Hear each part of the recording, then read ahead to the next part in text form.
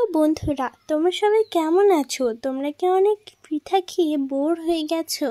মানে পিঠা পছন্দ, বাট সেই একই রকম একঘেয়েমি পিঠা খেয়ে কি আর মন পড়ছে না? নিয়ে চলে এসেছে একটা সুজির দুর্দান্ত পিঠা নিয়ে। আর সত্যি বলছি, এই পিঠাটা একদম স্পঞ্জের মতো সফট হবে আর তেল খোঁচার কোনো প্রশ্নই হচ্ছে না। তো চলো, তার আগে তোমরা যারা যারা আমার চ্যানেলটাকে সাবস্ক্রাইব করনি এখনো পর্যন্ত, তারা অতি অবশ্যই আমার চ্যানেলটাকে সাবস্ক্রাইব করে নাও এবং পাশে থাকে যে বেল আইকনটা আছে এটা অবশ্যই ক্লিক করে যাবে, যাতে আমার নিত্য নতুন ভিডিওটা তোমরা সর্বপ্রথম দেখতে পারো। তো প্রথমে দেখো, আমি এখানে একটা কাপ নিয়ে নিয়েছি। তো এরপর আমি এই মেজারমেন্ট কাপে দিয়ে দেবো 1 কাপ পরিমাণ সুজি। এখানে আমি এক প্যাকেট সুজি ইউজ করেছি। এরপর আমি নিয়ে নিয়েছি একটা বোল। এরপর আমি এর মধ্যে সেই সুজিটাকে পুরোপুরি ঢেলে দিলাম। এরপর আমি ইউজ করব টক দই।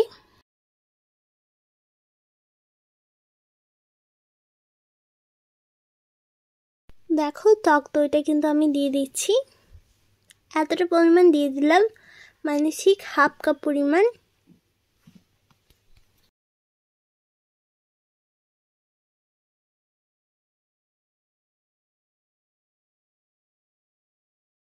এর টেস্টটাকে মেনটেন করার জন্য আমি এর মধ্যে দিয়ে দেবো পরিমাণ মতো লবণ। 1 চামচ দিয়ে দিলাম বেকিং পাউডার। এটাকে ভালোভাবে মিক্স করে নিচ্ছি।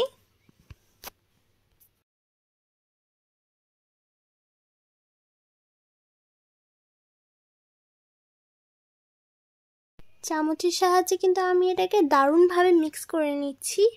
আর আরেকটা কথা বলছি, এই পিঠাটা কিন্তু বানাতে খুবই কম সময় আর খুবই কম উপকরণ লাগে।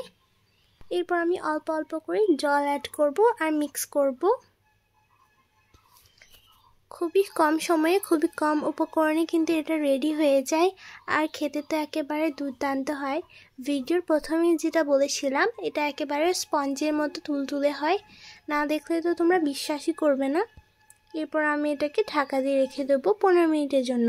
রেস্টে রাখা 15 মিনিট পর দেখো, এটা কিন্তু একেবারে রেডি। এরপর আমি নিয়ে নিয়েছি মিক্সিং জার। এরপর এই জারের মধ্যে আমি সেই মিক্স করা ডোটাকে দিয়ে দেবো। এটা ঠিক ডো নয়, সেই মিক্সচারটাকে।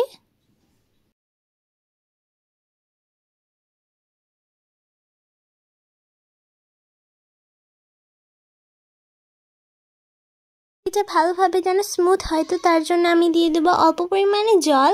তারপরে কিন্তু আমি এটাকে গ্রাইন্ড করে নেব। খুব সুন্দর একটা পেস্টে পরিণত হয়ে গেছে। এরপর আমি এটাকে একটা বোলের মধ্যে দিয়ে দিলাম। তারপর এটাকে ভালোভাবে মিক্স করে নিয়েছি। এরপর আমি এর মধ্যে 1 চামচ ইনো অ্যাড করে দিলাম। তারপর এটাকে ভালোভাবে মিক্স করে নিচ্ছি। সো দেন দেখো, এটা একেবারে রেডি হয়ে গেছে। এরপরে গ্যাস ওভেনে দিয়ে দিয়েছে একটা কড়াই, আর কড়াইটা এখনও কিন্তু গরম হয়নি। আর এদিকে দেখো, এটা একেবারে রেডি। এরপরে দেখো, কড়াইটা কিন্তু একেবারে গরম হয়ে গেছে। আর যেহেতু এটা তেল ছাড়া পিঠা, তো এরপরেই আমি দিয়ে দেবো সেই পিঠাটাকে একটা চামচের সাহায্যে।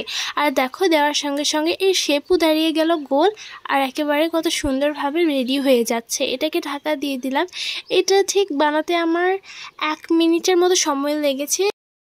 মিনিট পর ঢাকাটা খুলে দেখলাম এটা রেডি। তো এরকমভাবে সবগুলোকে বানিয়ে নিতে হবে, তাহলে দেখলে তো কত সহজ।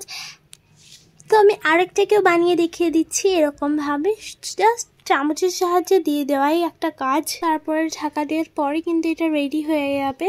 আর দেখো, এটা কিন্তু এবার রেডি। এরপর আমি এর সাইডগুলোকে ছাড়িয়ে নিচ্ছি। কত সুন্দরভাবে, কত সহজেই রেডি হয়ে গেল। সেম প্রসেসে সবগুলোকে বানিয়ে নেব।